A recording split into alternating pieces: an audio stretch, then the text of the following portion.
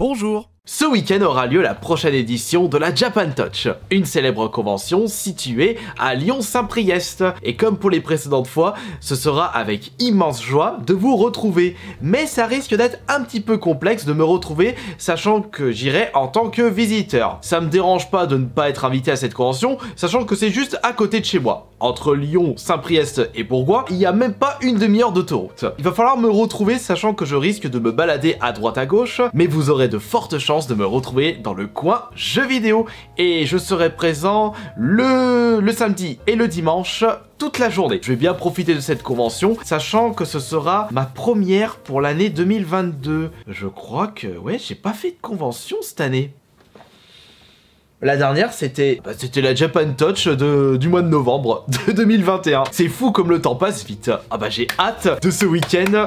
Ça va être un véritable feu de joie. Et en attendant, justement, ce week-end-là, je me suis dit pourquoi pas vous proposer cette petite vidéo au format Storytime où je vais vous raconter comment s'était passée ma toute première convention Japanime Geek Jeux Vidéo. C'était en 2007 pour la Japan Expo. Vous pouvez me dire dans les commentaires si vous étiez né à ce moment-là, ou plutôt, quelle a été votre première convention? Est-ce que c'était l'Epitanime? Est-ce que c'était la Medinavia? Est-ce que c'était la Japan Touch, la Japan Expo? Ah, je pense très certainement que énormément d'entre nous ont pu faire au moins une fois la Japan Expo. Pendant cette story time, je vais vous présenter en exclusivité des photos qui datent de l'époque. Des photos qui ont 15 ans. Et vous risquez de vous marrer par rapport à la gueule que j'avais à l'époque.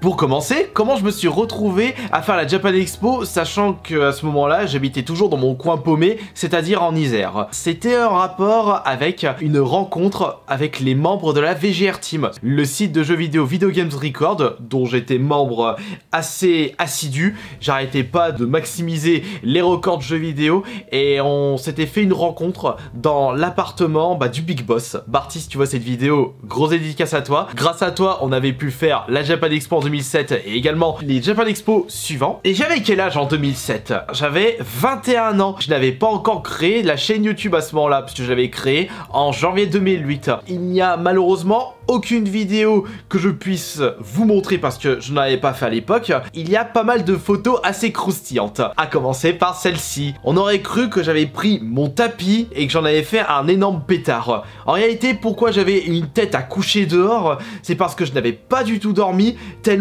j'avais hâte de cette Japan Expo. Ça allait être ma toute première convention. J'étais ultra excité. Et puis, étant donné qu'on dormait justement chez un pote, on était je sais pas combien dans son appartement, on n'a pas arrêté de jouer à la console à ce moment-là. En 2007, c'était quelle époque là? C'était l'époque de la Wii, début de la 360 et début de la PS3. Mais c'était à l'époque où la PS3 coûtait extrêmement cher. Ça, c'était les moments où je jouais à la console justement chez Barty. Et je me souviens même quel est ce fameux jeu, et c'était F0.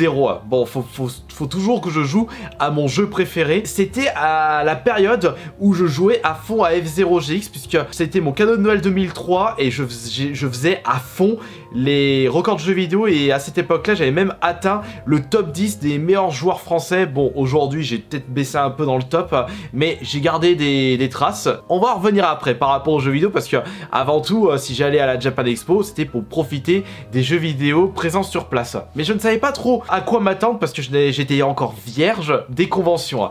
Une autre photo où on peut voir ma gueule de zombie mental, où j'avais vraiment des petits yeux, les yeux tellement plissés que ça faisait limite la barre, mais une barre tellement fine. C'était l'une des rares fois où j'étais complètement crevé. Et ce qui est intéressant à voir sur la photo, c'est l'arrêt de métro. Enfin, c'est pas un métro, c'était plutôt le RER. Le RER B, pour être plus précis, c'était à l'arrêt Sevran-Livry. Parce que justement, à l'époque, le chef de VGR habitait à Sevran-Livry. Pour ceux qui habitent à Paris, Sevran-Livry, c'est pas loin de Parc des Expositions où se passe la Japan Expo. On prend Sevran-Livry, direction Aulnay-sous-Bois, et Aulnay-sous-Bois, direction Roissy-Charles de Gaulle, et on s'arrêtait après Villepinte. Donc, Parc des Expositions. Et on était à cette fameuse Japan Expo. C'est parti pour une journée totalement exceptionnelle. Sauf que, arrivé sur place, comment dire, il y avait un petit peu de monde.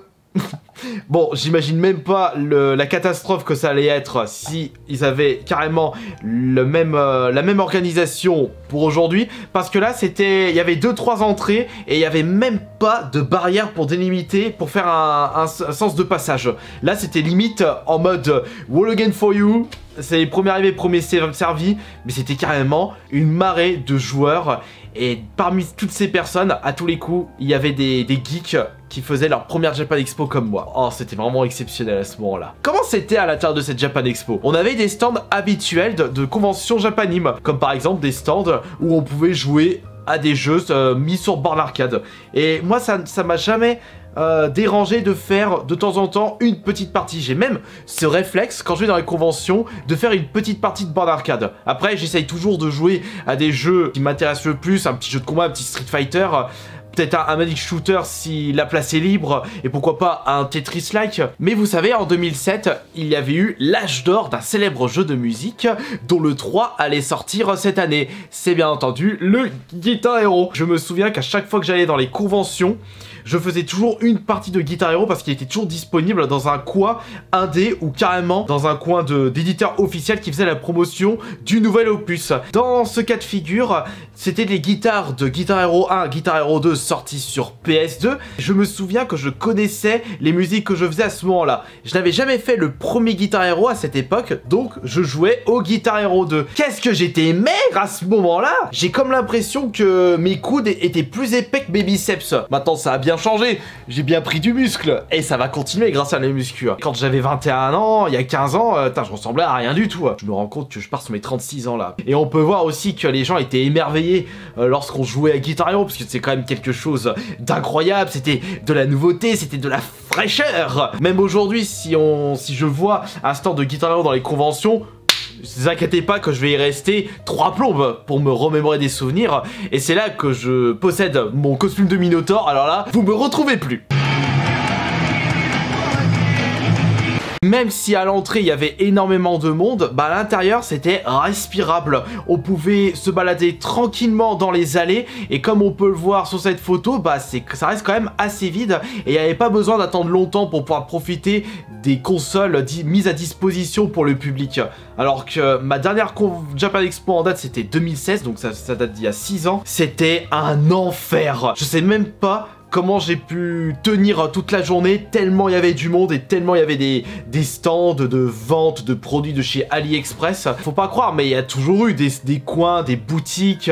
Mais là, c'était quand même 2-3 petites boutiques avec des grosses ventes de mangas. C'était un petit peu des boutiques, il n'y en avait pas beaucoup, ça se tirait pas sur les pattes. Alors que maintenant, si vous désirez vous faire un maximum de thunes avec énormément de stock de chez AliExpress ou avec des produits à qualité très douteuse, ne vous inquiétez pas qu'avec l'influence de la Japan Expo, vous allez pouvoir en vendre des masses. Parce que les gens ont toujours cette idée en tête de je vais faire une Japan Expo, j'ai envie de ramener un petit souvenir. Et ce petit souvenir, bah ça peut être un manga, une peluche, une figurine pop, ou je sais pas, ou peut-être les chaussettes de la Marie-Duchesse.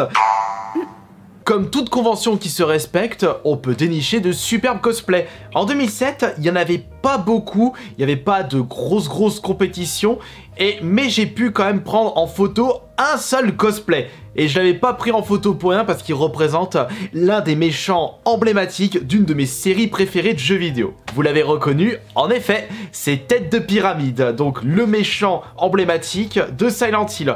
Bon après, on ne le voit pas beaucoup, on peut le voir dans le 2, on peut le voir dans le 5, Homecoming, je crois qu'on le croise dans un autre Silent Hill, mais ce méchant a tellement marqué les esprits que quand on le repère dans une convention, on est tout de suite émerveillé. Et je trouve qu'il a vraiment de la classe, Tête de Pyramide. Concernant les stands éditeurs tiers, Nintendo était déjà présent en 2007. À chaque fois que j'allais dans une Japan Expo, bah leur stand était de plus en plus massif. Ça prenait beaucoup de place, mais ça leur permettait de faire la promotion de leur prochain jeu. Et là, en 2007, bah Il n'y a qu'à voir le décor pour savoir quels étaient les jeux qui étaient mis en avant dans ce stand. Et on peut remarquer, c'est lequel là au-dessus, c'est Wii Sport, enfin c'est une connerie comme ça. Mais derrière, je reconnais le gros Bowser dans le style papier. Donc c'était le Super Papa Mario de la Wii. Et à côté, à droite, j'ai comme l'impression que c'est Jump Superstar, un jeu de combat qui mélangeait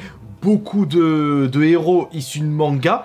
Mais j'avais comme l'impression que ce jeu était jamais sorti en France. Pour ça, j'ai quand même des doutes sur ce que je viens de dire. Mais j'ai été plus marqué par d'autres jeux comme la sortie de Guitar Hero 3. Il y avait aussi le premier Mass Effect. Un peu plus tard cette année, c'était la sortie de Mario Odyssey. Et je crois même qu'il y avait eu le premier Assassin's Creed. Enfin, 2007 était une année riche en nouvelles sorties jeux vidéo. Je n'ai plus grand chose à vous raconter par rapport à cette toute première édition, parce qu'en 2007, étant donné que j'accompagnais une bande de potes, bah la moitié de cette bande était sortie 1 heure après, parce que justement, elles ont détesté cette ambiance, parce que y avait beaucoup trop de monde et ils se faisaient chier.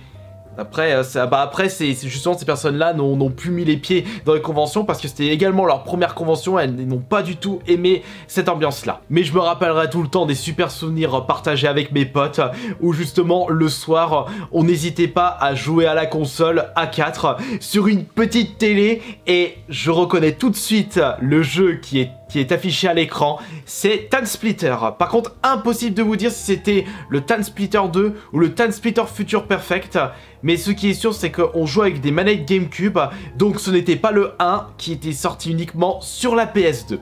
Et je suis super content de vous avoir partagé cette petite story time, et si vous en désirez d'autres, bah, je vous les proposerai avec grand plaisir. Oh putain, mais quand je revois cette photo, moi en train de jouer à Guitar Hero, ah ça me manque cette époque-là. J'espère qu'il y aura un petit stand Guitar Hero à la Japan Touch, parce que ça va me remémorer beaucoup de souvenirs où vous risquez de me voir comme un fou furieux. Je vous donne rendez-vous ce week-end pour la Japan Touch, le samedi et le dimanche, et peut-être que cette année, j'irai à la Japan Expo, mais c'est pas encore décidé. Mais ce qui est sûr, c'est que j'ai l'intention d'aller à la Paris Games Week 2022. D'ailleurs, en parlant de ça, si vous avez bien aimé cette vidéo, je pourrais vous raconter une petite story time où j'avais pu faire ma première Paris Games Week, c'était en 2010. Ça peut être intéressant de vous proposer ça. Allez, bisous tout le monde, je vous surkiffe, je vous remercie beaucoup d'avoir été là, et on se retrouve plus tard pour la prochaine vidéo. Allez, c'était Astérion le vent.